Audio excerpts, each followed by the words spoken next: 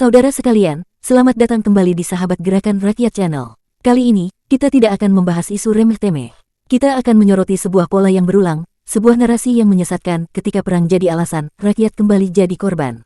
Coba renungkan, berapa kali kita mendengar bahwa gejolak di belahan dunia lain berimbas langsung pada stability ekonomi kita.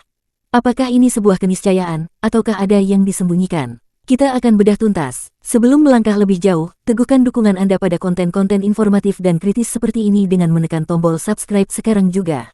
Aktifkan notifikasi agar Anda tidak melewatkan analisis mendalam lainnya. Perhatikanlah, saudara, ketika harga-harga merangkak naik, ketika ketersediaan sumber daya terganggu, alasan yang seringkali kita dengar adalah konflik eksternal. Perang di negeri antah berantah tiba-tiba menjadi justifikasi atas kesulitan yang kita hadapi di negeri sendiri. Pertanyaannya adalah, benarkah demikian adanya? Atau inikah sebuah kamuflase? Mari kita telaah bersama. Jika Anda merasa bahwa informasi ini penting dan patut untuk diketahui khalayak luas, berikan apresiasi Anda dengan menekan tombol like. Semakin banyak dukungan, semakin luas pula jangkauan kebenaran. Kita tidak akan menelan mentah-mentah setiap narasi yang disodorkan. Kita akan menelisik lebih dalam, menyingkap fakta di balik retorika. Kita akan melihat rekam jejak sejarah, bagaimana peristiwa global kerap kali dijadikan kambing hitam bagi permasalahan domestik. Pendapat dan pandangan Anda adalah bagian penting dari diskusi ini. Sampaikan perspektif Anda di kolom komentar di bawah.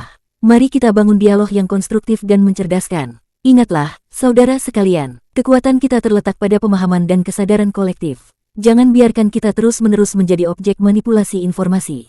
Video ini adalah upaya untuk membuka mata dan pikiran. Oleh karena itu, sebarkan informasi ini seluas-luasnya melalui platform media sosial yang Anda miliki.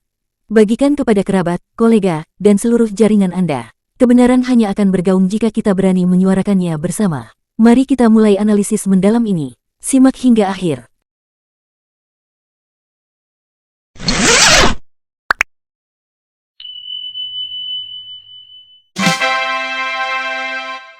Ketika perang jadi alasan, rakyat kembali jadi korban. Saudara-saudara sebangsa, para anggota dan calon anggota Gerakan Rakyat. Dunia kembali bergejolak, dentuman meriam dan kabar ketegangan antara Kamboja dan Thailand mungkin terasa jauh di telinga kita. Tapi jangan salah, jauh di sana, dampaknya bisa sangat dekat, mungkin terlalu dekat bagi dompet rakyat kecil. Lalu, apa yang harus kita waspadai? Jangan terkejut jika dalam waktu dekat, media mulai ramai memberitakan, harga beras naik karena konflik Thailand-Kamboja. Jangan heran jika kelangkaan pupuk atau BBM terjadi karena ketegangan regional. Dan jangan kaget jika pemerintah perlu menaikkan pajak demi menjaga stabilitas nasional. Kenapa ini penting? Karena kita di Indonesia, karena sejarah kita sudah terlalu sering mengulang skenario lama. Peristiwa global dijadikan kambing hitam untuk menutupi kelemahan domestik. Belajarlah dari sejarah, jangan mau terjebak lagi. Ingat tahun 2008, krisis global menjadi tameng untuk menjustifikasi inflasi dan ketimpangan harga pangan di Indonesia. Padahal, akar masalahnya adalah korupsi dan ketergantungan kita pada impor. Ingat pandemi COVID-19. Bukan hanya nyawa yang dirampas virus itu, tapi juga kewarasan kebijakan ekonomi. APBN dibanjiri utang, bansos dikorupsi. Alih-alih membangun kemandirian pangan, kita malah makin tunduk pada logika pasar global. Dan kini, ketika bayang-bayang perang di Asia Tenggara mengancam, kita harus bersiap.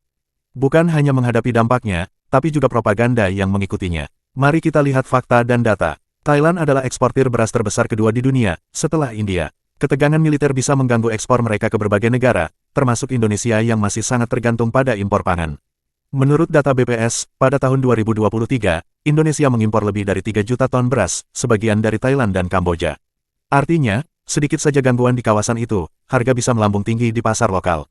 Pemerintah akan menyebut ini sebagai kondisi darurat global. Padahal, sejak lama para ahli sudah memperingatkan tentang ketahanan pangan nasional yang rapuh, subsidi pupuk yang terus dipangkas, dan ketergantungan pada utang luar negeri. Jangan mau dibodohi, rakyat harus paham bahwa krisis bukan hanya soal luar negeri, tapi soal dalam negeri yang dibiarkan lapuk. Konflik di luar hanya menjadi alasan sempurna untuk menyembunyikan kegagalan kebijakan di dalam negeri. Gagal membangun pertanian yang berdaulat, gagal memperkuat industri pupuk nasional, gagal menjaga daya beli rakyat jelata, dan yang paling memprihatinkan, gagal jujur kepada rakyat. Bersatulah dalam barisan Gerakan Rakyat. Kita tidak boleh lagi hanya menjadi penonton. Kita harus menjadi aktor perubahan. Gerakan Rakyat bukan sekadar organisasi. Ini adalah barisan rakyat yang sadar, cerdas, dan berani bersuara. Jika mereka menaikkan harga dan pajak dengan dalih perang, kita akan bertanya, kenapa tidak kalian bangun sejak damai? Jika mereka menyalahkan luar negeri, kita akan tunjukkan bahwa masalah ada di dalam negeri. Dan jika mereka bungkam, kita akan bersuara lebih keras. Perang mungkin terjadi di luar sana, tapi perlawanan terhadap kebohongan dan manipulasi harus terjadi di sini, sekarang, oleh kita. Karena jika rakyat terus diam, maka politik akan terus dijalankan oleh mereka yang menjadikan rakyat hanya statistik dan korban. Bergabunglah dengan gerakan rakyat, bersuaralah, bersuara untuk kebenaran, keadilan, dan masa depan.